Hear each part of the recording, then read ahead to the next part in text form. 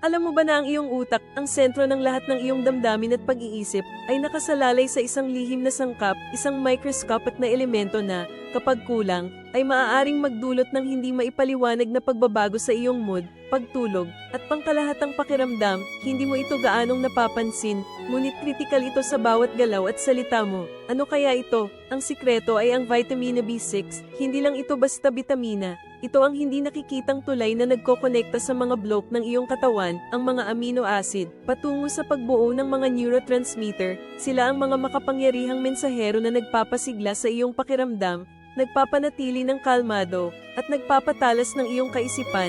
Kung wala ito, ang iyong utak ay parang orkestra na nawala ng konduktor. Subalit, kung walang sapat na vitamina B6, ang mga mahahalagang mensaherong ito, tulad ng serotonin, dopamine, at GABA, ay hindi mabubuo ng tama. Ito ang dahilan kung bakit ang tila maliit na bitaminang ito ay may malaking epekto sa ating mood swings, kalidad ng tulog, at maging sa ating kapasidad na matuto at mag-focus. Ang B6 ay hindi lang basta nutrisyon, ito ang pinagmula ng balanse at kapangyarihan ng iyong utak. Huwag ipagsawalang bahala ang liit na ito, dahil ang epekto nito ay napakalaki.